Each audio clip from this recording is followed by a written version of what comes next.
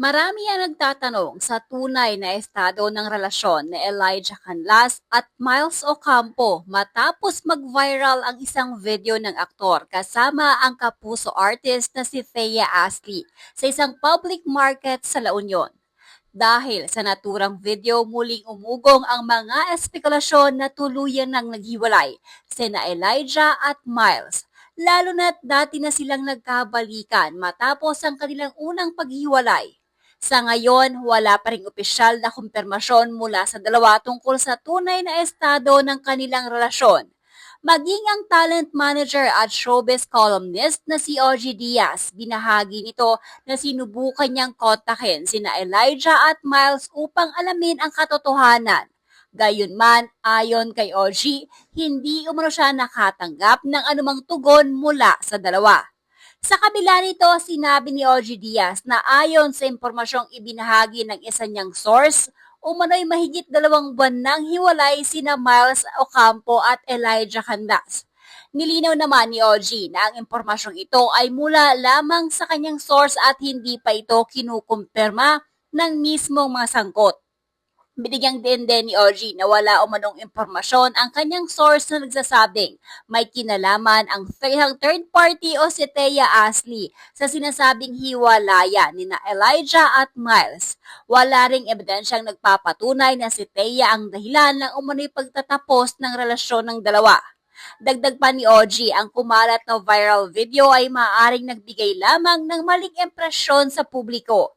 Ayon sa kanya, hindi lamang sina Elijah at Thea ang magkasama sa La Union.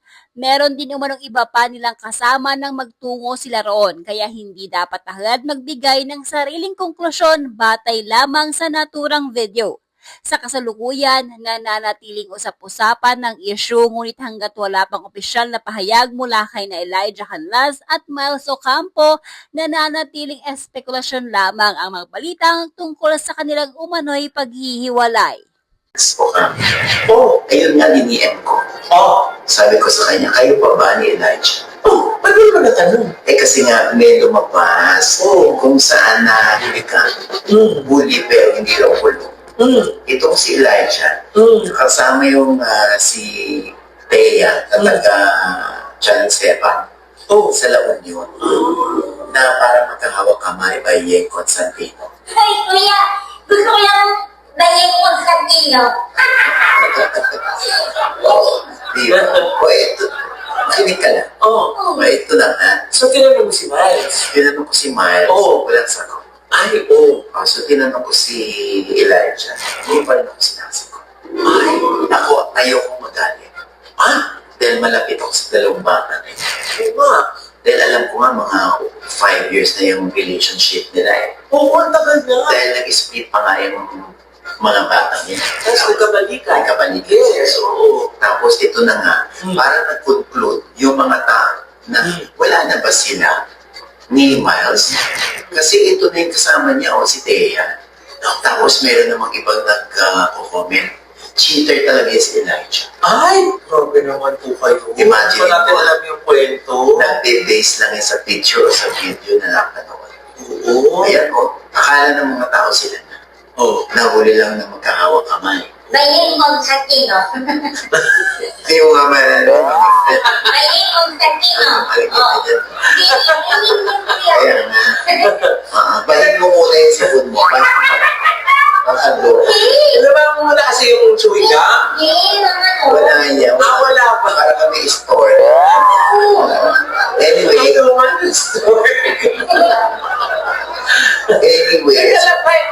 Nako, mataas ang expectation sa'yo ng mga Marites dahil ikaw ang patron ng hiwalayan. Grabe ka naman. Hindi naman ako dahilan kung ba't nag-iwala. Nalalaman lang natin. Ikaw na rin nag-alam. Kasi hindi sumasagot yung dalawa. Nagtanong-tanong ako. Ano mo nagtanong mo? Na-survey ka? Yes. Na ito nga, sa La Union yun, hindi pa. Marami daw silang magkakasama doon ng La Union. And then, parang parang pinatatabi lang daw ni Elijah si Thea. Alam mo na ng picture. Nasa picture na. Nakunan din ang video. Alam mo ba, holding hands daw. Pero sabi ng aking source, matagal na raw magkaibigan yung dalawa. Kuya, doon lang nagsisimula yan . Sa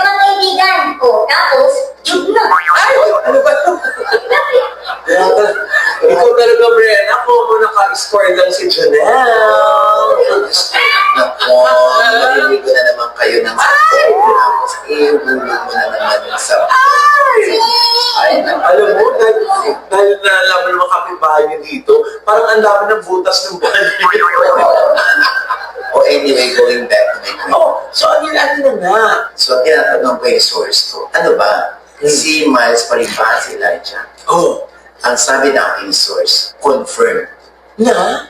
Hiwalay na sina Miles Ocampo at Elijah Canlas. Kailan pa daw na? Kanina na. Talaga? Hindi, ito na. Napaka-recent. Parang mga 2 months ago na sila. Oh. Sabi sa akin na, ang hirap kasi talaga, gusto ko malaman kung Elijah. Ayaw sumagot. Si Miles na hindi sumasagot. Hindi maghahanap tayo ng source. Kaya nasabi ng aking source, hiwalay na. Bakit daw? Yan ang hindi natin alam. Hindi ko talaga alam kung anong dahilan na mahirap mag-invento. Pero sabi lang ng aking source, confirm pa hiwalay na sila. Eh, kuya, wala ba talagang kinalaman dyan yung Kaya? Wala, pwedeng itulak ng mga gusto magpilit na si Thea ang third party or nagkakamabutihan na si Thea at si Elijah. Diba? Pero, yun ang sabi ng aking source, hindi totoo yung Thea. Magkaibigan lang sila, pero ang totoo, mamautos, hiwalay na sila. Nakakasad naman. Kasi nga, di ba, nagkabalikan na, tapos ngayon naghiwalay na ulit. Ganun talaga. No? Sana lang, nagtapos sila bilang magkaibigan. Oo, pa rin, ano? Kasi, mahirap yan pag split, tapos deadmaan na kayo. Pag nakita kayo, iiwasan kayo.